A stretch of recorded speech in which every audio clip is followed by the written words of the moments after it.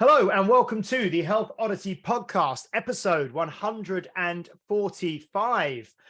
We are back this week. We are moving towards that third year anniversary. Well, it's kind of around the third year anniversary when we get to the 150 episodes. We are moving towards that.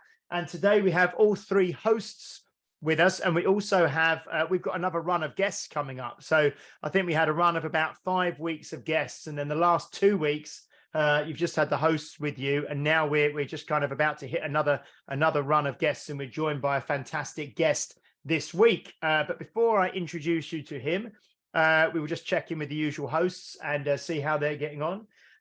So, Mr. Peter Lant, how are you doing? I'm doing very well. I'm happy to see that on this episode there is more hair, which is great because some of the episodes are lacking quite a lot of hair. You know what I mean? I've got the hair and the beard. James has got one bit. Paul's got none of it. So our guest is bringing it all, and I love it. He's got the head hair and the beard hair. Yes. You haven't seen my chest.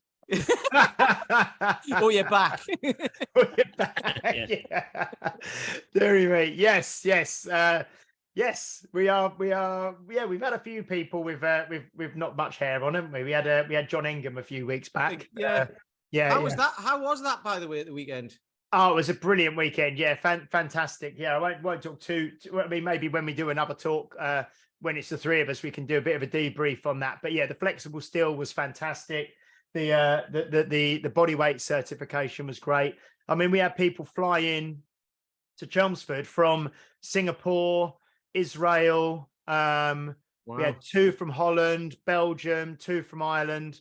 Obviously, John flew over from North Dakota in the States. I picked him up from Heathrow on the Thursday. No, it was brilliant. And I recerted my SFB.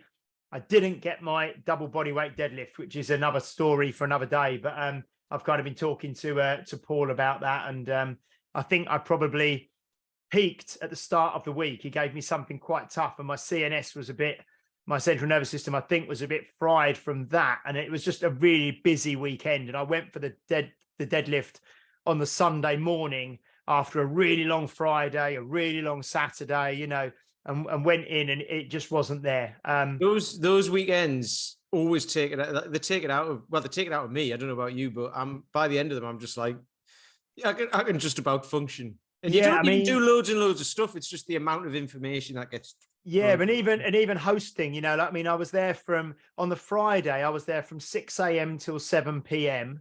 And then went straight out to dinner with kind of Claire and John and things. And the Saturday I was there from, I think, 6:30 a.m. to 6:30 p.m. straight out to dinner. And then the Sunday I was back in there at 7 a.m. So yeah, it just wasn't there, but learnt from it. And I was very close, but next time it will be a bit more, Paul said, right, I've learned something about the programming with you and all the rest of it. So we'll move forward and I will get it down the line. Anyway, Mr. Paul Bassett, how are you doing? I think I've already got our 3-year anniversary gift, which is leather, which is basically what I'm made of, old leather, tough and everything. But 3 years. Wow, I didn't realize it was that long. It was the pandemic, wasn't it? It was middle of that, or the start of that. Sorry, when we first recorded. So no, that's great. So this week we are joined by Chris Branch. How are you doing, Chris? I'm very well, thank you. Thank you for having me. Excellent, Chris. I've known Chris for a number of years, or being aware of Chris, and we've met a number of times over the years. But probably, I don't know, I'll put a number on it and say 5-ish years. Yeah, maybe around 5-ish years. And Chris is I'll say we're going to go into, we talk in a lot more depth around different things, but Chris is I suppose you could say an osteopath by trade, and runs his own business called Forte Physical Health. But Chris is someone I've known for about 5 years, who I follow him on social media as well. His Instagram is fantastic, and he's someone who I certainly think of as, he's a deep thinker. He's a thoughtful person. He's fully immersed in all elements really of health and fitness and well-being, and someone who I've wanted to get on the podcast for a while. And the other week I just decided, well, I'll ping a message and we'll see if we can set it up, and we've managed to. So I'm really glad to have Chris on the podcast this week. So Chris, I mean, we had someone, we often have people on the podcast who I kind of quote unquote know, but then when we actually start sitting down and having a full-on sort of hour discussion, I find out lots of things that I didn't know about the guest, and we go down lots of different rabbit holes and things. So I suppose initially, just for our listeners, can you give us a bit of a background into yourself, in terms of your journey so far within health, fitness, wellness, therapy, your business, and kind of what's got you to where you are now, and what you're working on now as well. And we can kind of just dip in and ask questions on the way, if that's okay. Yeah, of course. So I would say I was a slight anomaly as a kid, and I wanted to be an osteopath when I was 13 years old, where most 13-year-olds haven't even heard of osteopathy. But going beyond that, way back, literally as far back as my memory goes, I have been interested in what it means to be healthy. And I'm not joking there. About four years old, I remember kind of wondering what it means to be healthy. When I was 6 or 7, we had to write in our class what we wanted to get out of life. And I said, I want to live to 100. And I'm going to do 100 setups and 100 press ups every day to achieve it, because I thought that's what you needed to do to live to 100. And all through kind of childhood and adolescence, I was thinking mostly about wanting to understand the human body. But then I had this other innate feeling as a young person, which was that I wanted to use my hands, and I didn't want to prescribe medicines. My parents were healthy. My mum was an elite runner, and I remember often having kind of supplements around. There was Patrick Holford was kind of a nutrition model at the time, which has probably been blown out the water now, but we had supplements all around the house all the time, and it just implanted this idea in my mind that you can look after yourself. There's a good way to be healthy. You don't need medicines to achieve health. So prior to wanting to be an osteopath, I actually wanted to be a physio, and I up until the age of 13, I'd never heard of osteopathy. And then my mum went to see an osteopath with a bad back, and I saw how he worked, which was quite an old school, very strong, manipulative way of treating, which I don't use at all anymore. But as a 13-year-old, I was like, wow, this is the coolest thing I've ever seen, and that's what I want to do. So at that age, I literally just fell in love with wanting to be an osteopath. And the way I see it now, though, because from there you have to go through your GCSEs and A levels and do a degree. But once you come out as an osteopath, I just see it as a platform in the same way that being a personal trainer or a physio or a chiro, they're really just platforms to engage with people, to try and help them in your way. And each practitioner or professional will have more of a role at certain times, and with my patients, I'm really trying to fill the gap between being in pain to being able to look after themselves with an active and healthy lifestyle. And I think we can, as osteopaths, can facilitate and accelerate people through that transition from a pain point to then getting them back to a life where they can actually just look after themselves, and then pass them on to you guys mostly, or just teach them how to look after themselves. But we're filling that gap, and hopefully while we're working with them hands-on, we're also educating them and inspiring them to take on a few healthy habits. We start with the general principle that the body can heal itself. So if someone's in my clinic, why has it healed itself? And hands-on work can accelerate things, and then education and inspiration maintains the changes that we create in the clinic. That's our working model. Mm. And the clinic that you have in Chelmsford in Essex, you work with a number of other therapists now, I believe, within that clinic. Is the demand obviously high because you've got somewhere right in the middle of the town, mm-hmm. The demand high for the kind of care and the kind of service that you give at the moment? Yeah, we're really busy, and There are a few reasons why I think we're so busy. We've been much busier since COVID. And I think part of that is that the NHS is really struggling. And then the other reason I think we're so busy is people are just so much more interested in health and fitness, and we're a facilitation to that. So the example I give is, how do people spend their money? And 20 years ago, a CEO would have been a pinstriped fat cat in the city, spending money on boats and cars. And now the CEO in the city is super lean, running ultra marathons and doing Ironmans, and their money is spent on a 10 grand road bike. And if they can't perform, or if pain is getting them in their way, and obviously that's just one example, but even just general people, non-CEO people, we have so much of a better understanding about how to be well and how to move and how to look after ourselves. And sometimes our body gets in the way, and that's where we come in. So we're that nice little stepping stone of people having a desire to be healthy. There's so much more now in the public consciousness about looking after ourselves.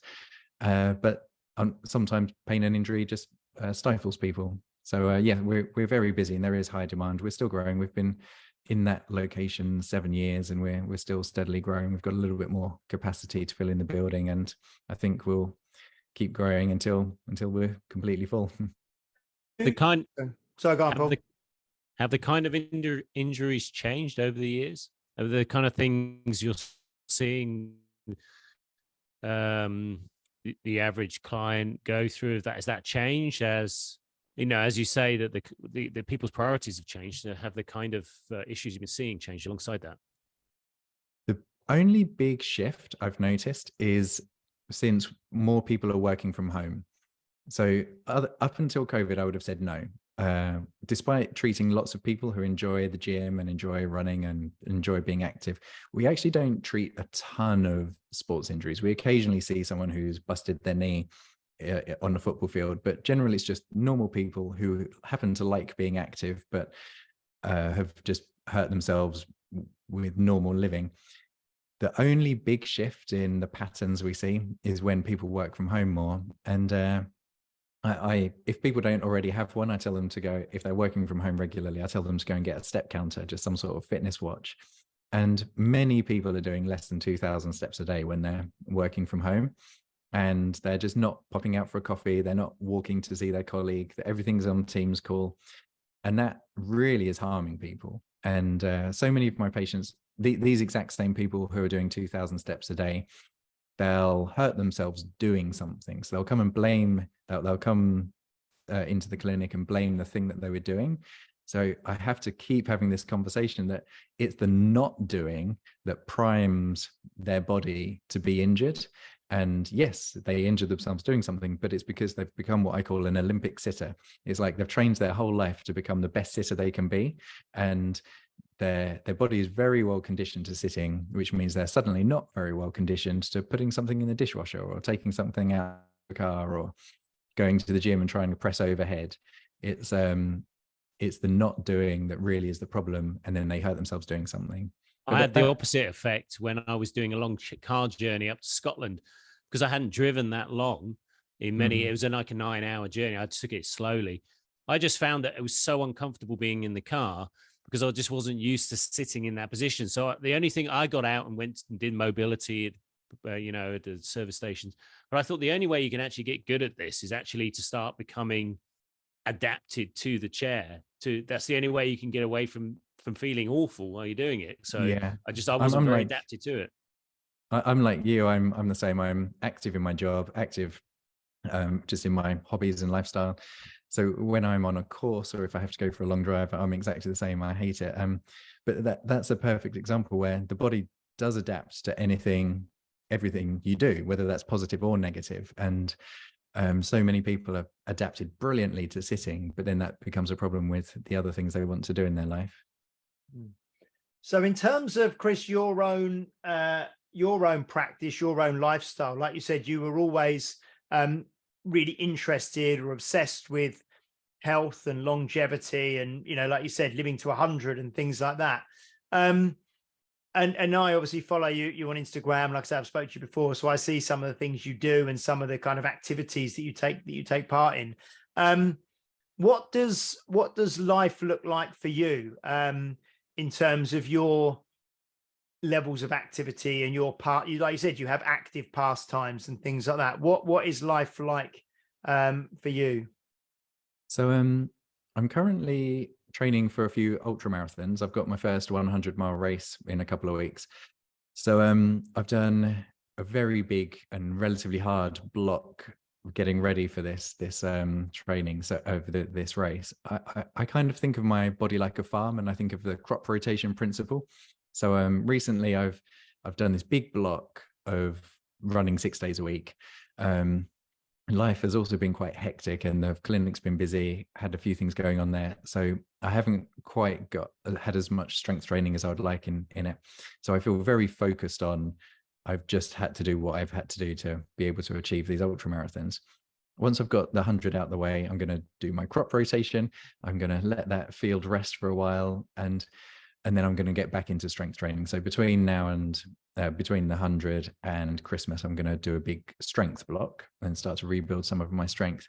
And the way I think about it is, when you put a good effort into a particular discipline or a particular area of fitness, you'll raise your baseline. Even if you don't continue it, you'll raise your baseline. So I've worked very hard for the last 6 months on raising my aerobic base and improving my tissue resilience in my connective tissues and tendons and ligaments. And although I won't be running to the same volume once the 100's done, I'll maintain some of that. And then I would like to do other ultras next year.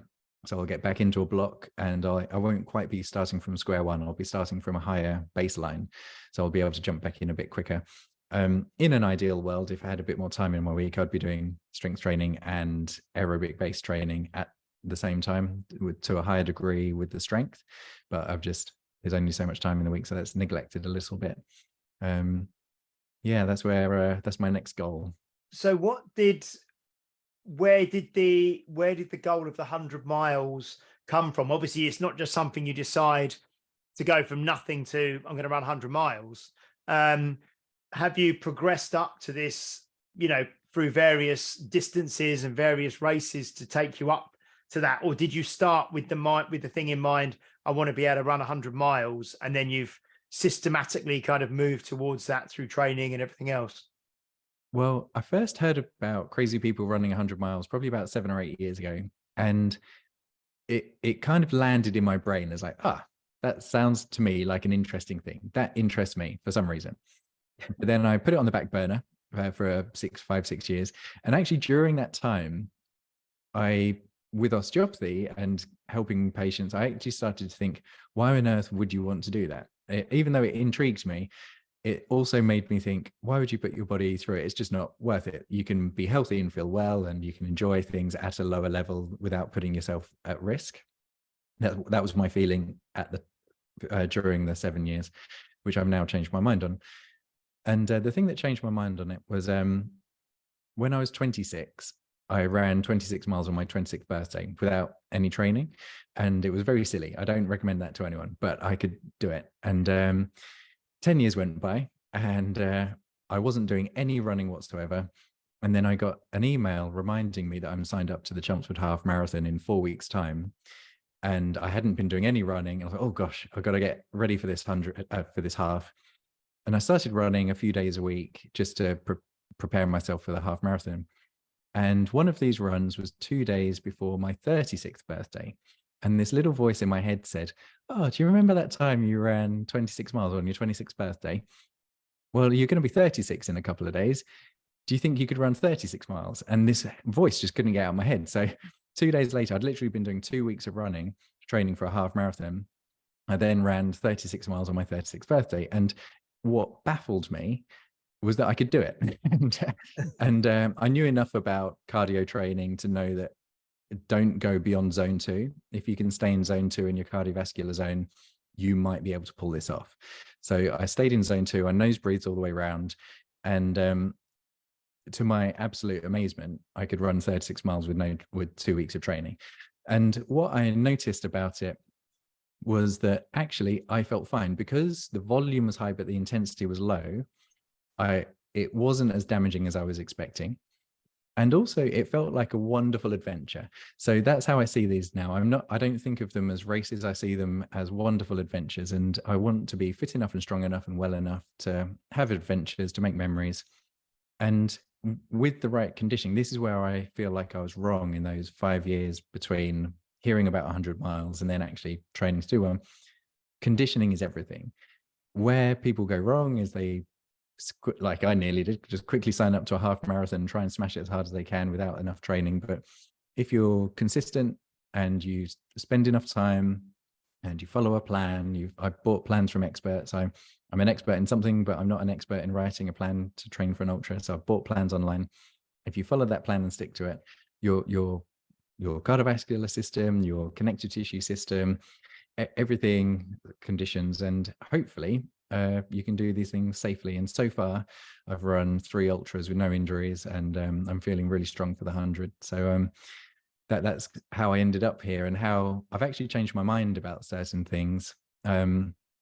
And I think it's safer than I initially thought, as long as you're consistent and don't make too many big jumps with how much you're doing. I was just going to ask, I've grabbed this. We haven't used this for a while. This is the acronym hammer that I pull out sometimes when I need something explained. And I just thought, for the sake of, or for the benefit of the listeners, you mentioned zone 2 cardio there. Can you I don't think we've actually had a conversation around this on the podcast before.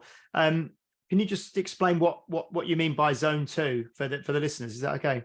Yeah, absolutely. So broadly speaking, we categorize the heart rate zones into 5. So zone 1 is very low intensity walking.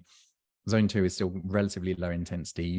When in zone 2, you should be able to speak in full sentences, breathe through your nose. That's kind of a good measure of being in zone 2. And then going beyond that, you start to get more out of breath. Zone 4 is pretty hard work, but someone who's conditioned, as in has been running or cycling for a while, someone whose condition could maintain zone 4 for up to an hour. And then zone 5 works between, say, being able to do a hard kind of 10-15 minutes of work all the way up to a sprint. Now, the reason this matters is zone 1 and zone 2 are almost exclusively your aerobic system, and zones 3 and beyond have a blend between your aerobic and your anaerobic system. So when we talk about aerobic and anaerobic, what we're talking about is the metabolic pathways that deliver energy to your muscles. And basically, how do your muscles get energy? Now, at slower paces, we use the aerobic system, which is just a chemical reaction that uses oxygen, meaning you can breathe your way into giving your muscles energy. And then when we use the anaerobic system, we need energy a little bit faster, and we can no longer breathe our way with it. So we have to use a different metabolic pathway, and that delivers energy quicker, but it has a byproduct of creating lactic acid. So when I tried to run the 36 miles on my 36th birthday, I knew that I really shouldn't be trying to create lactic acid. So I just nose breathed the whole way, made sure I was in zone 2. And that amazingly got me round. Just as a little analogy to help understand kind of the aerobic and the anaerobic systems, I think of it like a car with an engine and a turbo. So we can drive a certain speed with just the engine, and then the turbos can kick in because we need speed faster. Now, when I'm doing my ultramarathon training, I'm spending a lot of time in my training targeting very specifically the engine, the zone 1, zone 2 elements of my cardio metabolism. And the analogy I use is, if you had a car that had a 1 liter engine and a turbo, but then you trained the car and it then had a 3 liter engine plus a turbo, the 3 liter engine is obviously going to be the faster car. So when I got into my ultramarathon training, I could only run about 10.5 minutes per mile in zone 2. And now with the right conditioning and training, I can run a sub 8-minute mile in zone 2. So by definition, zone 2 should feel easy. It's low intensity by the definition of you're keeping your heart rate low. So I find sub 8-minute miles very easy, whereas I used to find 10-minute miles very easy. So I've trained my engine, and now I also train the turbos. So when you put the turbos on, you can run faster. So this is one of those really counterintuitive things in cardio training that slower training makes you faster, and to spend time in zone 2, which feels slow. I always say to people, when you get into it, if you've never heard of this style of training, it should feel embarrassingly slow. People will overtake you. You know you can run faster, but you're going to hold yourself back. You running or cycling or swimming embarrassingly slow, targeting zone 2. That's increasing your engine, and then the turbos are there when you need them. We That's kinda how I had, think yeah, of it. we had Phil Maffetone on. Oh, right. Well, I a use the little while back. Maffetone Yeah. formula. Yeah. So I was just going to ask about the Maffetone formula because We've got that's him the back. thing. We've got him coming back, have we? Yeah, we're going to come back. I was talking to him a few days ago. I say talking to him, I was emailing him. Brilliant. Just having a chat with him. Yeah, just No. me and Phil. You and Phil. Yeah. No, but yeah, so that's great because I always find it, because when I started, I think it was probably they talk. What was it? Primal Blueprint. I think Mark Sissons talks about this kind of training, doesn't it? And yeah, you start trying to do and the Maffetone formula, is it 170 minus age? 180. It's 180 minus your age. Yeah. And then you start, like you say, you start trying to do that. And it's like, you almost go out and you're a little bit embarrassed. You think, I hope people don't think this is as fast as I can run. Really, I'm literally like running, like not much faster than I can walk, to begin with, like you say. But it's very much, it's kind of almost like the Paul McElroy comfort zone expansion, isn't it? With strength training, whereby you're really, like you say, and some people they'll look at something like a Kipchoge or something like that, and his zone 2 would probably be still running, I don't know, sub 6 minute miles. Oh yeah, it is. It's well below 6. So yeah, elite runners actually have to do their base training in zone 1, not because zone 2 is too stressful on the cardio system, but because it's too stressful on the mechanical system. Yeah. For them, their zone 2 is still like low 5s, which is just insane.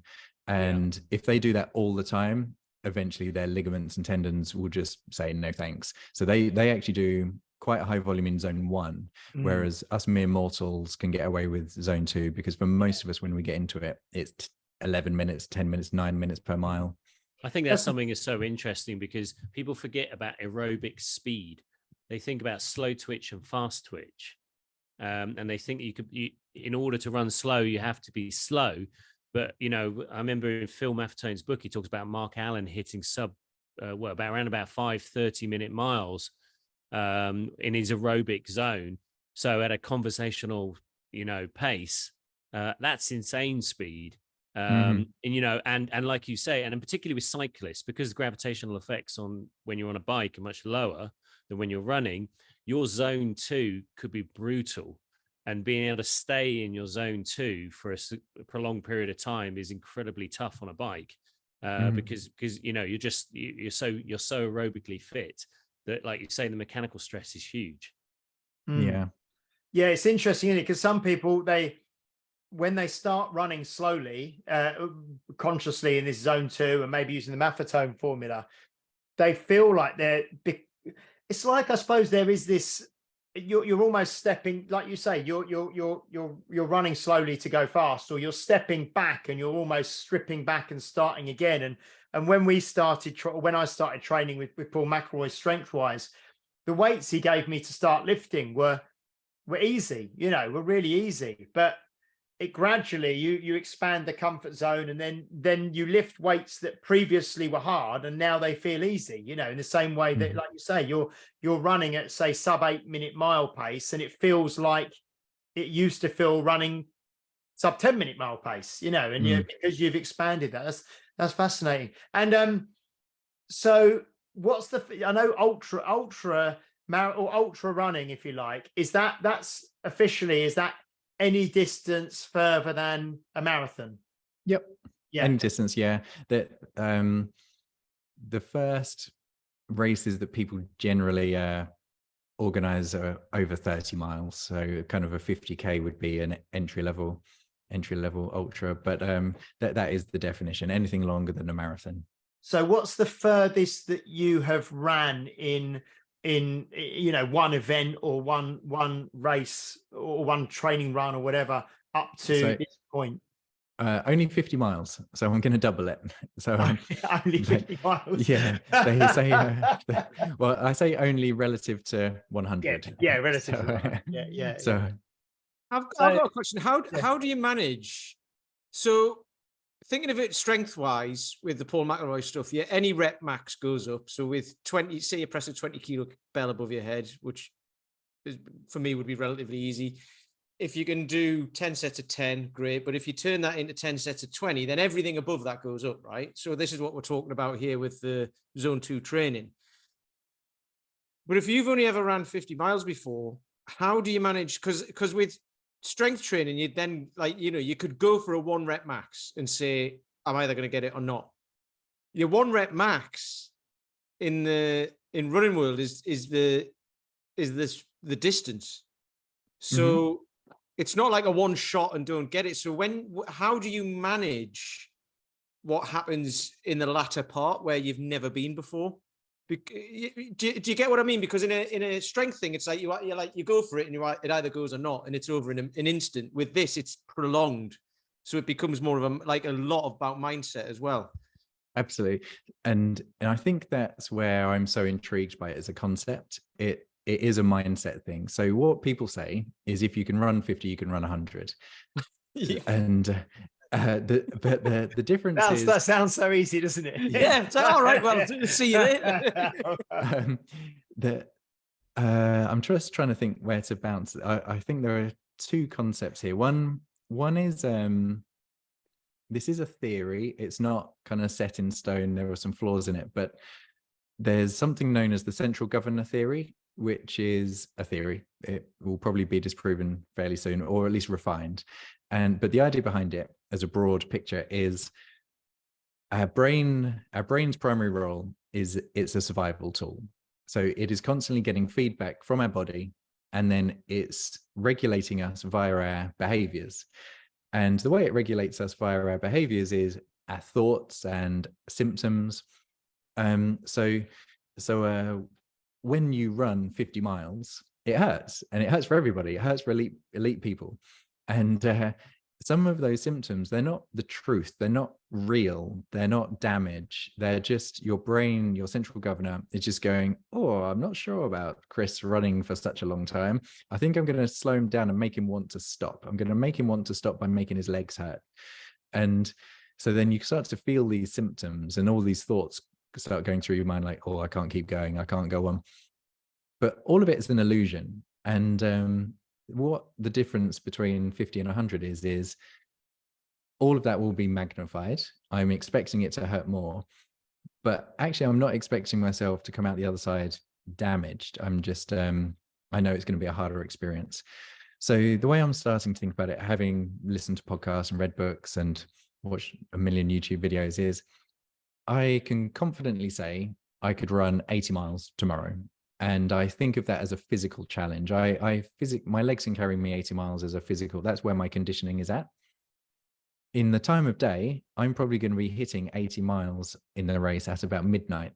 So at midnight, when I've run 80 miles, when every single cell in my body is saying, go to bed, I'm going to have to then run another 20. And that's where it becomes a mental game. And that is the thing that intrigues me, because there are really no hiding spaces left. And you're in the dark, all you've got is the tunnel of your head torch on the path, and you've got your thoughts and your central governor really trying to stop you, and you just have to choose to keep going. And that for me is what intrigues me. Although I'm really interested in health, I wouldn't necessarily say this is what you need to do to be healthy. I almost see this as a spiritual type practice where I'm trying to do something really hard. I've put in a lot of consistent effort over a long period of time. It's going to be a delayed gratification if I can achieve it. And in the race, you find out who you are. And am I going to be the person that listens to the central governor and go, oh, my foot hurts, I'm going to give up? Or am I going to go, I'm just going to keep trying to go forward? I actually don't know yet. We'll find out in a couple of weeks, but that's really what intrigues me. I think we don't necessarily want to go anywhere near religion on this podcast, but I think by that last 20 miles, you'll probably be seeing God, won't you? It's in some form. Potentially. There's a great story in Born to Run, the book, about one of the ultra runners called, I think his surname's Jurek, Scott Jurek. Scott. Mm-hmm. Yeah, and apparently it's one of his first races. I don't know if it's the what's it one, the one in the desert. And he's is it or something? no, I think it's in Leadville. Oh, Leadville. Badwater, Mm-hmm. one of those two. Yeah. Yeah. And he's just lying face down at some point in the race, not moving for a certain amount of time, and people are just worrying whether or not he's going to even get up. And you know, he looks almost dead, and then something clicks in his head, and he gets up and wins the entire event, and it's all down to his mind. His body obviously was going through that state where it's saying, "Now, you know, you got to stop now. This isn't right." And then I think a lot of these people who, particularly endurance, I think it's something about endurance, is that ability to probably ignore, but at the same time, perhaps see beyond the limitations of the body. And I think it's a skill, isn't it? It's a skill that you can develop, that you can tap into through training, but nothing Correct. quite gets you right. I mean, it really sets the elite performers apart is whether you can do it in practice under very high levels of stress, you know. It is something you develop, though. Someone actually said to me the other day, she's been following me on Instagram. She said, "Oh, you're doing so well, and you seem fit." And I was like, "Well, I really hope I'm fit, because I kind of have to be to run 100 miles." And she said, "No, but you're so mentally strong." And I was like, it's interesting that she thought that, because I don't feel it in my head, but on reflection, that is absolutely something that develops the more things you do, and it is you're gradually increasing you're gradually stretching that zone, aren't you? I was gonna ask a question on that when Paul was talking. Then I was thinking, because I've looked into, you know, kind of building resilience, and you can build resilience in your body by lifting weights now, but building mental resilience, because your brain doesn't like any change, whether good or bad. It wants to keep you where you are, doesn't it? It's like, no, I'm staying here, because any change is dangerous. That's danger. And it doesn't matter if it's good change or bad change. You know, you get a promotion at work, say, and your brain will be like, are you going to be good enough for this? Are you going to be able to do it? And then all these kind of things creep in. So it doesn't matter in the situation. So I was thinking, how is this? Because obviously it's building mental resilience, which is what you've just kind of mentioned there, but how does it feed back into the rest of your life, like everything else that you do? Do you know what I mean? Does it give you more confidence to do things that, because you can go out and just run 100 miles without, it really does, thinking about it? But yeah, I think that comes through your training as well. So all big events where you really push yourself, they come with what I call an afterglow, and you'll have an afterglow for about 6 weeks where you feel indestructible, and everything about life is easier. But that happens to a smaller degree just in training. I run 6 days a week, and I don't want to most of the time. At the beginning of my run, I don't want to run. And I think about 80% of my runs, I don't want to go on until I'm running. And then I'm like, oh, cool, I'm running. This is fine.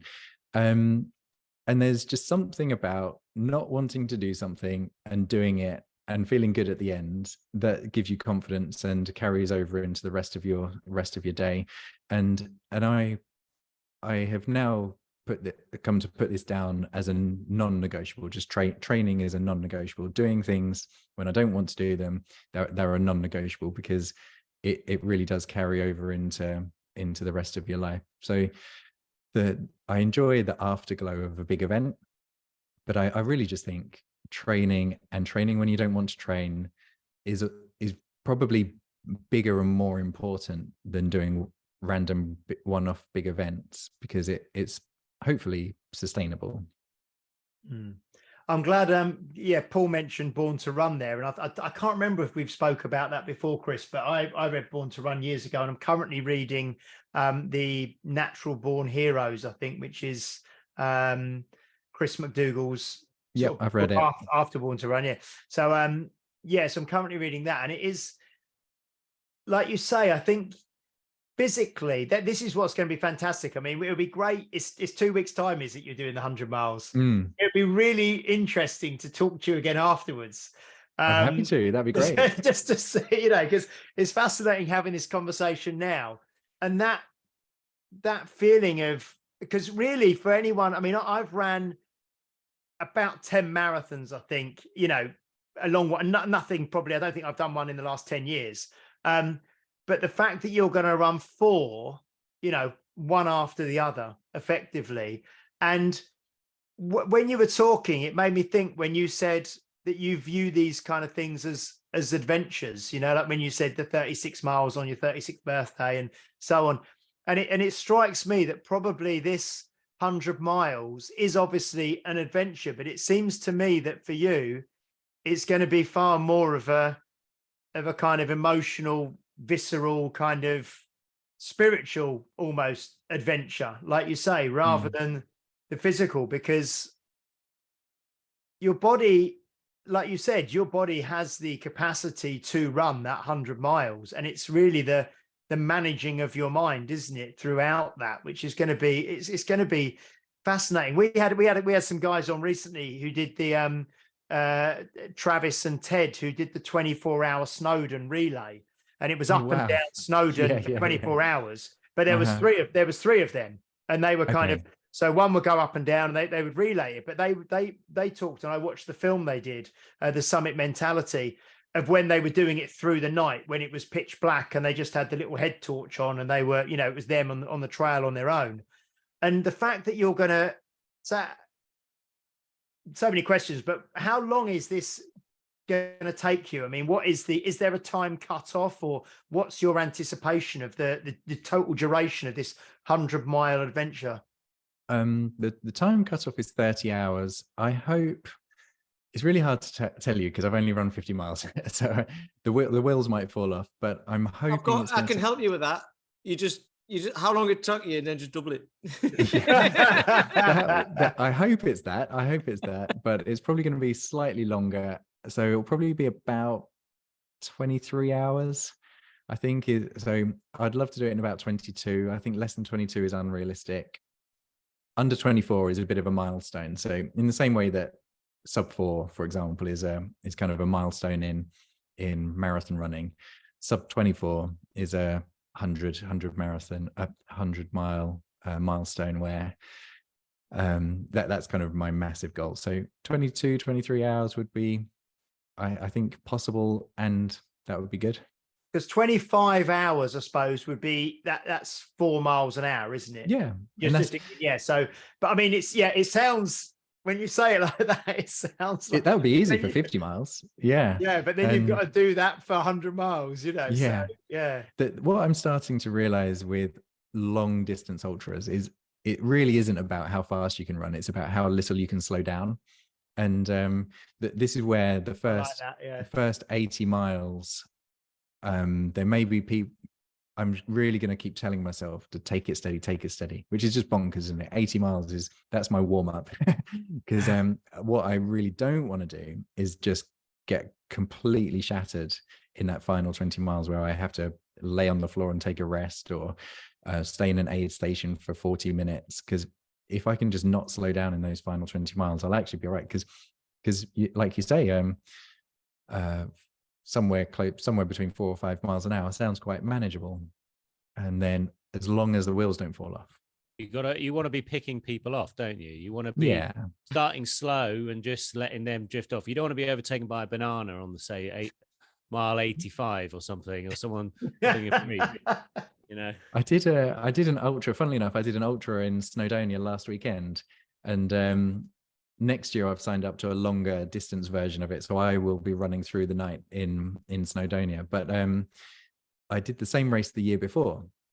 The final 5 miles is all downhill, and I just got my race strategy all wrong. It was my first ultra, so I wasn't as well conditioned as I am now.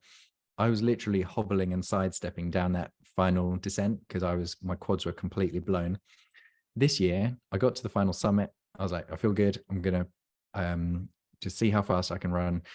Flew down this hill. I clocked my watch at some point running sub 6 minute miles, and I actually got goosebumps at the time, reflecting a year ago I was sidestepping, and now I'm running a sub 6 minute mile. And on your point there, I was picking people off whose quads are blown, and I was like, I was that guy. I was that guy last year. And with hopefully better conditioning, better race strategy, better nutrition, at least in shorter races, I've now been able to sustain a good pace throughout the race. And whether that carries over to 100 miles, we'll find out in a couple of weeks. But there's lots to think about. I was just going to ask, what was I going to ask? I had a question. One thing I want to ask in a minute is about nutrition and things. Oh, that was it. Logistically, so if you're doing it in a couple of weeks, it's going to be in June. So it's kind of like the longest days of daylight that we have in this country. So is it a very, very early start so that you can get off and have, the most possible of the race in daylight? Is that going to make sense?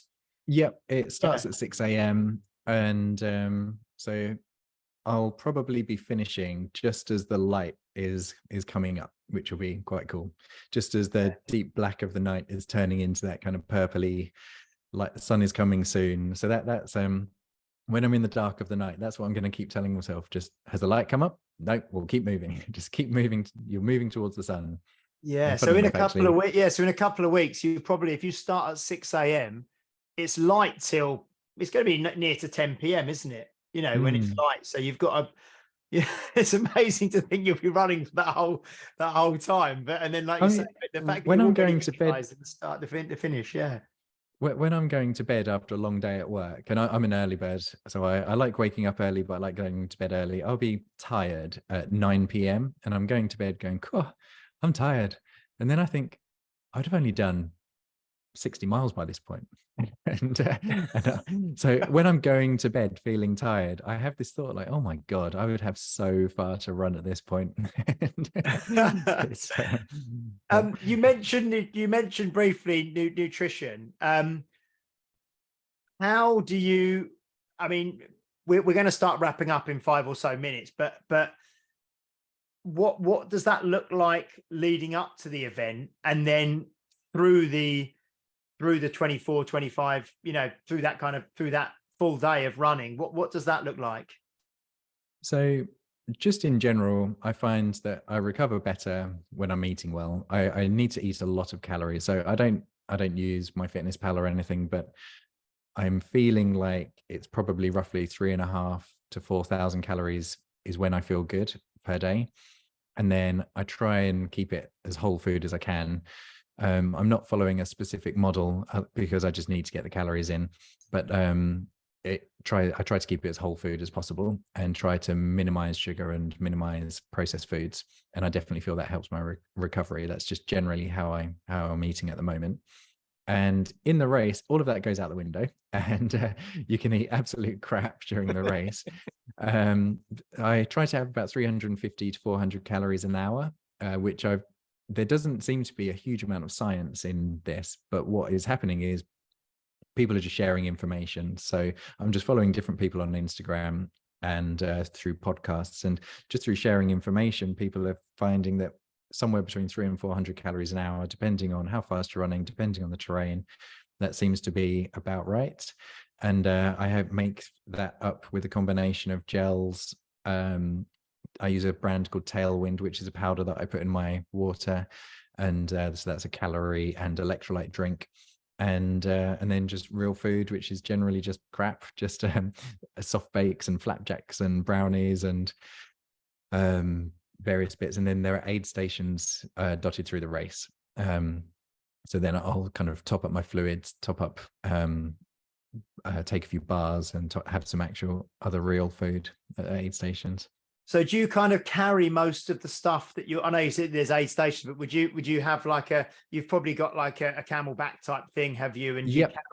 you carry some like you say, real foods, like maybe, I don't know, bananas and flapjacks and things like that in your backpack with you as you're doing the race, do you? Yeah. So I'll carry obviously I've never run 100 miles where it's going to take me 22 hours, but my longest races, I've done a few races that are about the 10-hour mark. So I carry kind of a baseline, a level of nutrition for every hour. And then if I can top up with stuff that I like and helps me, then that's great. But if there's nothing I like, then that's okay. I've got myself covered. So 22 hours might be a bit tricky, but I'll figure it out. I'll carry at least a good base level of nutrition. And like you say, you can probably pick up stuff at the aid stations as and when you're passing and things. And I suppose the only other thing is just, I know just from even just a normal marathon distance is just making sure that you're not going to get any sort of, GI stress and upset stomach and that sort of thing from if you're going to be taking lots of gels and lots of things you're not used to. So you probably would have trained with these things and know how your body reacts to them and things. Yeah. Yeah, exactly. And that's partly why I've done the race in Snowdonia. That was a training race, which is so cool because a year ago, that was the race that blew me up and was at my absolute limit. And now the same race is a training run and I feel completely fine from it. And so that was a training race, and it was training to keep my legs strong and to give me a good metabolic stimulus, but also to practice my nutrition and practice race strategy, practice my pacing. So I've been using races and to practice all that stuff. You need to have tested your nutrition just as much as you need to have trained your legs for running. Yeah. Wow, this is incredible. I'll tell you what, we're definitely gonna have to speak to you again, Chris, because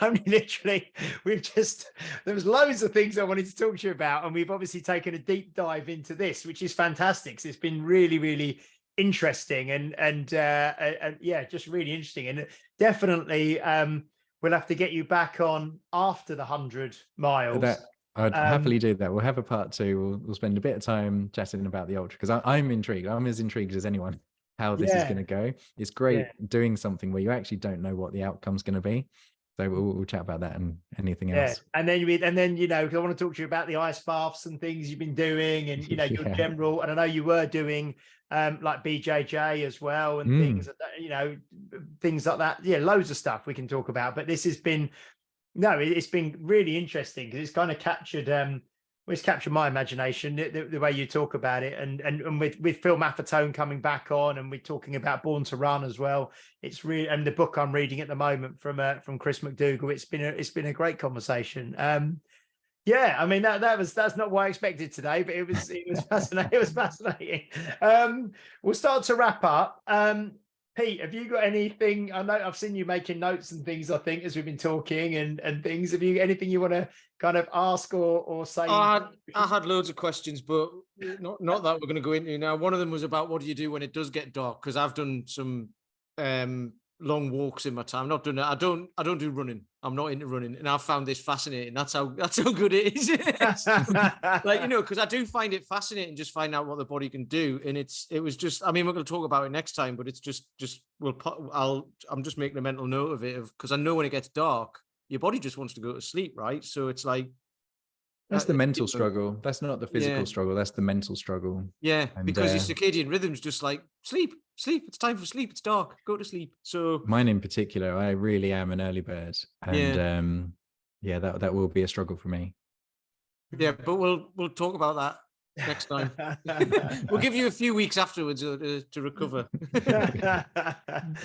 That was brilliant. That was fascinating. Yeah, Paul. Anything while we wrap up? I think Chris's childhood training program is actually not far removed from a kind of training program that would turn you into a superhuman superhero. I don't know if any of you've seen One Punch Man. One Punch Man is a manga cartoon. It's brilliant. It's about a man who is indestructible, and he's so bored by life because it doesn't matter who goes up against him, he can kill them with one punch. So throughout the entire series, he's obviously just defeating a variety of different massive mega monsters. I think you see it on Netflix. Anyway, so people in the end are asking him what his training plan is, which is 100 sit-ups, 100 press-ups, 100 squats, and a 10K run. And that's how he became undefeatable. So I think your training plan wasn't far off. Yeah, nice. I like it. If only I'd kept up with 100 press-ups a day. Exactly. Might be indestructible by now. Yeah, that's all right. Hang on, you can do 100 press-ups. It's just 1 a mile, isn't it? That'd be dead easy.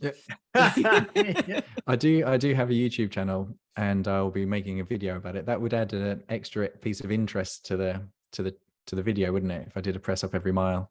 Yeah, that's a good training. Yeah, that's a good. So you just mentioned, Chris, your YouTube channel. I mean, literally, I mean, hopefully, I think people will be interested after listening to this. And like I say, we will have you back on, and we will kind of unpack the event after it's happened. But if people want to follow you, your YouTube, and like I said, your Instagram, I love. I love the way you run, and you talk obviously to the camera as you're running through. Because I'm in zone 2. Yeah, because you're in zone 2. Yeah, you can talk holding a camera, and it's lovely seeing you run. It's actually very it looks very easy, and it's very peaceful, and it is very easy for you. I know, but it looks very easy. It's very peaceful. It's very serene, which is great. But yeah, so how's best for people to see what you're doing and follow you? Well, it would be Instagram and YouTube, I guess. So Instagram is at Chris_Branch_, and YouTube is Chris Branch. Just type in Chris Branch and you'll find me. Excellent. And I know, obviously, we haven't really talked about it. We touched on it at the start, but your clinic in Chelmsford, Forte Physical Health.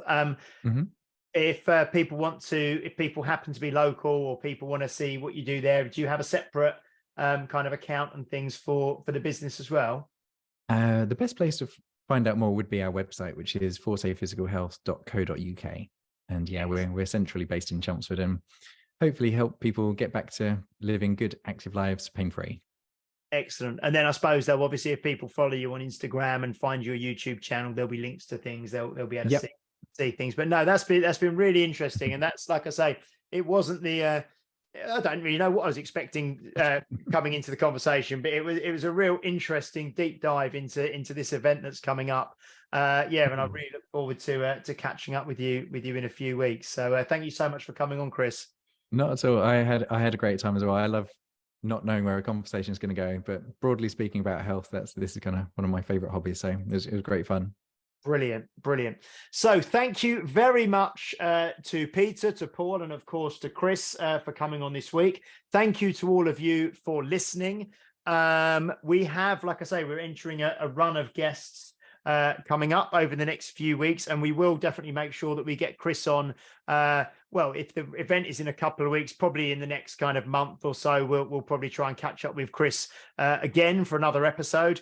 And as Paul said, he's lining up Phil Maffetone to come back on at some stage in the next few episodes as well, which will be great. So thank you all for listening. Please do like, share, subscribe, leave a review if you're listening or watching on a platform that allows you to do so. Please also follow us on Instagram, and what do they do? Subscribe, I think, on YouTube. Find us on there, and we will see you next week. Take care. Bye-bye.